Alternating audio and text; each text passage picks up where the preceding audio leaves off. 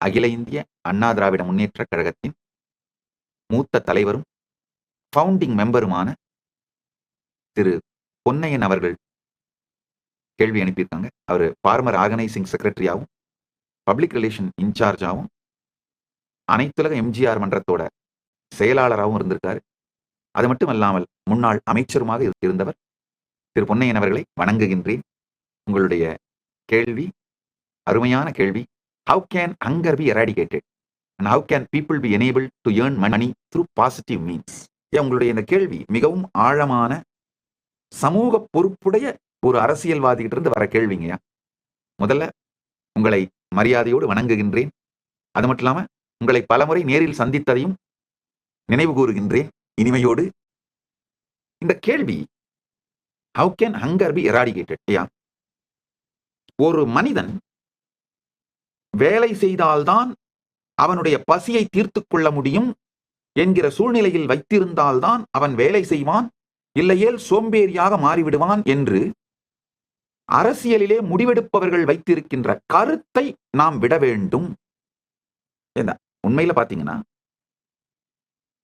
1 கோடி பேரில் ஒரு 10 பேர் எடுக்கிற முடிவுகளைத்தான் அந்த கோடி பேரும் வாழறாங்க. உதாரணத்துக்கு தமிழ்நாட்டில் 8 கோடி பேர் இருக்காங்கன்னா இந்த 8 கோடி பேருடைய வாழ்க்கை சம்பந்தமான எல்லா பெரிய முடிவுகளையும் வெறும் 80 பேர் தான் எடுக்கிறாங்கய்யா. அதுக்கு மேல கிடையாது. 80ங்கிறதே கூட அதிகம். உண்மையில இன்னும் சுருக்கி பார்த்தா 8 பேர் தான் எடுக்கிறாங்க. 1 கோடிக்கு ஒருவர் தான் முடிவெடுக்கிற அந்த மாதிரி ஸ்ட்ரக்சர் தான் நம்முடைய பொலிட்டிக்கல் ஸ்ட்ரக்சர். பிராக்டிக்கலா சொல்லணும்னா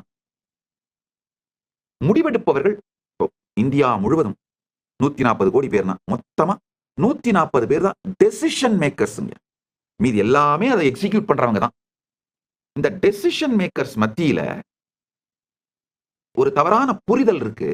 மனிதனை அவன் வேலை செய்தா மட்டும்தான் பசி இல்லாம இருக்க முடியும்ன்ற நிலைமையிலேயே வச்சிருந்தாதான் அவன் வேலை செய்வான், இல்லைன்னா சோம்பேறி ஆயிடுவான், அவனை கட்டுப்படுத்த முடியாது அப்படிங்கிற தவறான புரிதல் நம்முடைய முடிவெடுப்பவர்கள் மத்தியிலிருந்து அழிய வேண்டும்.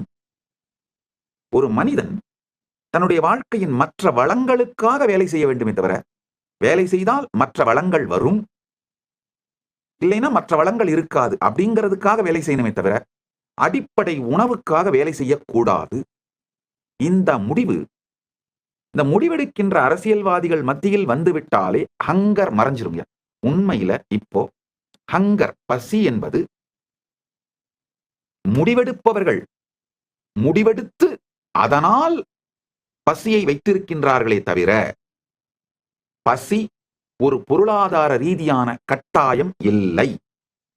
பொருளாதார ரீதியா இந்தியா மட்டும் உண்மையில உலக அளவுலயேங்க, உலகமே மனித இனமே பொருளாதார ரீதியாக பசி இல்லாத நிலையை அடைவதற்கு தேவையான அளவு செல்வ வளத்தை பெற்றுவிட்டது. நம்முடைய உணவு உற்பத்தி திறன், உணவு உற்பத்திக்காக இருக்கிற டெக்னாலஜி, இது எல்லாத்தையும் பார்த்தோம்ங்கய்யா.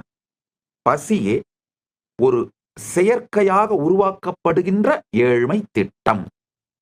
ஏன்னா பல நாடுகள்ல உணவுப் பொருட்களின் விலையை மெயின்டைன் பண்ணணுன்றதுக்காக விளைந்த உணவுப் பொருட்களை கூட கடலில் கொட்டி அழிக்கின்றார்கள். மார்க்கெட்டையும் விலையையும் நாம மெயின்டைன் பண்ணணுன்றதுக்காக விளைவிக்கப்பட்ட பொருட்கள் கடலிலே கொட்டப்படுகின்றது. முடிவெடுக்கின்ற நபர்கள், நான் உதாரணத்துக்கு சொன்னேன், 1 கோடி பேருக்கு ஒருத்தர், அப்படி அவ்வளவுதான் முடிவெடுக்கிறாங்க. உலகம் முழுக்கவுமே நாம டெமோக்ரஸி அப்படின்லாம் சொல்லிக்கலாமே தவிர, டெமோக்ரஸியா இருந்தால் கூட பாலிசி டெசிஷன்ஸ் எடுக்கிறவங்க 1 கோடி பேருக்கு ஒருத்தர் தான். தமிழ்நாடு முழுக்க இருக்கிற 8 கோடி பேருக்கு முடிவெடுக்கிறவர்கள் வெறும் 8 பேர் தான். இந்தியா முழுக்க இருக்கிற 140 கோடி பேருக்கு முடிவெடுக்கிறவர்கள் வெறும் 140 பேர் தான். உலகம் முழுக்க இருக்கிற 800 கோடி பேருக்கு முடிவெடுப்பவர்கள் வெறும் 800 பேர் தான். இதான் உண்மைங்க. உங்களுக்கு தெரியும், அரசியல்ல நீங்க 84 ஆண்டுகள் இப்போ மூத்த அரசியல்வாதி நீங்க. உங்களுக்கு நான் சொல்றது நல்லாவே புரியும். இந்த முடிவெடுக்கின்ற அந்த 800 பேர் மனத்திலே நாம புரிய வச்சோம்னா, ஹங்கர் சென்டர்ட், அதாவது பசி சார்ந்து மனிதனை இயங்கச் செய்வது மிகவும் கொடுமையான அடிமைத்தனம். நாம ஒரு சிவிலைஸ்டு சொசைட்டியா மாறிட்டோங்க. டெக்னாலஜி எங்கேயோ வளர்ந்துருச்சு. அதனால பசியின் இருப்பு பாலிசி டெசிஷன் எடுக்கிறவங்களுடைய கான்சியஸான டெசிஷன்னால வறுமை இருக்கச் செய்யப்படுகின்றது, பசி இருக்கச் செய்யப்படுகின்றது. அதை மட்டும் மாத்தணும்னா போதும், ஹங்கர் முழுமையா காணாம போயிடுங்க. ஹங்கர் எராடிகேஷன் எக்கனாமிக்கல் பிரச்சனையே இல்லைங்க. அதாவது பசியை ஒழிப்பது பொருளாதாரம் சார்ந்த பிரச்சனையே அல்ல, பாலிசி சார்ந்த பிரச்சனை.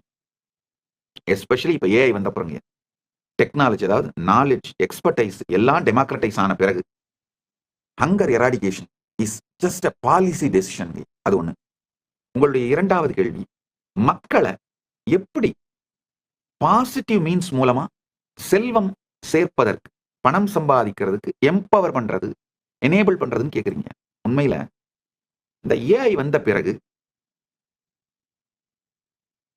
நாலேஜும் எக்ஸ்பர்டைஸும் டெமோக்ரட்டைஸ் ஆனதுனால ஆக்சுவலாங்க இந்த அடுத்த 10 வருஷத்துல என்ன நடக்க போகுதுன்னு சொல்றேன் பாத்துக்கோங்க. நாலேஜ், இன்ஃபர்மேஷன், எக்ஸ்பர்டைஸ் இதெல்லாம் டெமோக்ரட்டைஸ் ஆனது மட்டும் இல்லாமங்கயா, பாலிசி டெசிஷன் எடுக்கிறவங்க ஹங்கரை, அதாவது பசியை அகற்றாமல் வைத்திருப்பதற்கான டெசிஷன்லாம் எடுத்தா கூட அவங்கள தாண்டி மக்கள் தனிப்பட்ட விதத்திலே தங்கள் வாழ்க்கையை மேம்படுத்திக்கிறதுக்கு ஆரம்பிச்சிட்டாங்க. உண்மையா சொல்லணும்னா டிரான்ஸ்பரன்சி, கவர்மெண்ட் பாலிசி, கவர்மெண்டோட பாலிசி எக்ஸிக்யூட் ஆகிறது, இதெல்லாம் டிரான்ஸ்பரன்சி மிக அதிக அளவிலே வர துவங்கி விட்டது. காரணம், இன்ஃபர்மேஷன் ரொம்ப குயிக்கா ஸ்ப்ரெட் ஆகிறதும், நிறைய பேருக்கு சட்ட அறிவும் அரசியல் அறிவும் மிக எளிமையா கிடைக்கிறதும். இது இந்தியாவில் மட்டும் நான் சொல்லலைங்க, குளோபலாவே இந்த மாற்றம் நடக்குது. குளோபலாவே இந்த மாற்றம் நடக்குது. ஒரு விதத்துல பார்த்தா இது நன்மை. உண்மையில அடுத்த 10 ஆண்டுகளில் நீங்க சொல்ற இந்த 2 பிரச்சனையுமே சால்வ் ஆயிடும். ஹங்கர் எராடிகேட் ஆயே தீரும், பசி காணாமல் போய்விடும். ஒண்ணு. ரெண்டாவது, மக்கள் தானாவே நேர்மறையான கான்ட்ரிபியூஷன்ஸ் மூலமா செல்வத்தை திரட்டுவதற்கான வாழ்க்கையை வெற்றியை அடைஞ்சிருவாங்க. காரணம் என்னன்னா, இது வரைக்கும் நாலேஜும் எக்ஸ்பர்டைஸும் ஒரு குறிப்பிட்ட இடத்திலேயே இருந்தது.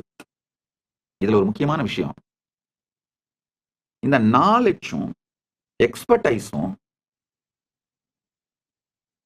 காமன் மேனுக்கு ரொம்ப ஃப்ரீயா அவைலபிளா மாத்திர இன்ஃப்ராஸ்ட்ரக்சர் கட்டுறதே பெரிய வேலையா இருந்ததுங்க. பெரும் பல கல்லூரிகள், பயிற்சி நிறுவனங்கள், இது எல்லாத்தையும் உருவாக்கி எந்த துறையானாலும் சரி, கட்டிடம், உணவு, உடை தயாரித்தல், இல்ல மருத்துவம், எந்த துறையானாலும் அந்த நாலேஜையும் எக்ஸ்பர்டைஸையும் மக்களுக்கு கொடுத்து பயிற்சி கொடுக்கின்ற லார்ஜ் நம்பர் ஆஃப் நிறுவனங்களை நிறுவி செயல்படுத்தி இது ஒரு மிக பெரும் பணி. ஏஐ மொத்தத்தையும் எளிமையாக்கி விட்டது. இப்ப இதுக்கு மேல பாத்தீங்கன்னா அடுத்த 10 ஆண்டுகளில் பயிற்சி நிறுவனங்கள் எல்லாமே பிராக்டிக்கல் எக்ஸாம்ஸ், பிராக்டிக்கல் ட்ரைனிங்க்கு மட்டும்தான் அந்த நிறுவனத்துக்கு நீங்க போக வேண்டியிருக்கும். மற்றபடி இது எல்லாமே ஏஐ மூலமாவே முடிஞ்சிடும். அதுவும் அந்த கான்டாக்ட் கிளாஸஸ் எல்லாம் ரொம்ப குறைந்த நேரமாக மாறிவிடுங்க. ஏன்னா இப்போ audio training, video training, AI expertise இது எல்லாமும் வந்தது மட்டும் இல்லாம இதை கிரியேட்டிவா நெக்ஸ்ட் லெவலுக்கு எடுத்துட்டு போற விஷயங்களும் ஈஸியா போயிடுச்சு. அதனால 10 ஆண்டுகளில் நீங்கள் காணுகின்ற இந்த கனவு நிறைவேறிவிடும். அதுல சந்தேகமே இல்லைங்க. பசி இல்லாமல் போகும், மக்கள் நேர்மறையாக செயல்களை செய்து செல்வத்தை திரட்டி வாழ துவங்குவார்கள். இன்னொரு முக்கியமான விஷயங்க, ரியலான டெமோக்ரசி உலகம் முழுக்க மலர்ந்துருங்க. இப்ப நான் சொல்றேன் இல்லையா, இது வரைக்கும் கோடி பேருக்கு ஒருவர் தான் டெசிஷன் எடுக்கிறவரா இருக்காங்க அப்படின்னு. அந்த நிலை மாறி போய் டெமோக்ரசி, ரியலான டெமோக்ரசி இந்த ஏஐயால எஸ்டாப்ளிஷ் பண்ணப்பட்டுருங்க. ஒரு 25 விஷயங்கள் இந்த அடுத்த 10 ஆண்டுகளில் நிகழும் என்னால தெளிவா சொல்ல முடியுங்க. அளவுக்கு மீறிய சாய்ஸஸோட வாழ ஆரம்பிப்பாங்க. எல்லாத்துலயும் சாய்ஸ் வந்துடும். வெறும் உங்களுடைய போட்டுக்கிற துணி, இல்ல செல்போன், ஷூ, நீங்க வாழற வீடு அது மட்டும் இல்லைங்கய்யா. உறவுகள், ஈவன் உங்க ஜெண்டர் கூட. ஒரு தனி மனிதன் 10 வருஷத்துக்கு அப்புறம் எந்த ஜெண்டர்ல வாழணும்னு முடிவு பண்ணுவான். அது சில வருஷம் இந்த ஜெண்டரா, சில வருஷம் அந்த ஜெண்டரா வாழறதெல்லாம் கூட நடக்க ஆரம்பிச்சிரும். ஏற்கனவே வெஸ்ட்லலாம் அது நடக்க ஆரம்பிச்சிருச்சு. ஒரு 2 வருஷம் பெண்ணா வாழ்ந்து பார்க்கலாம்பா. ஒரு 2 வருஷம் ஆணா வாழ்ந்து பார்க்கலாம்பா.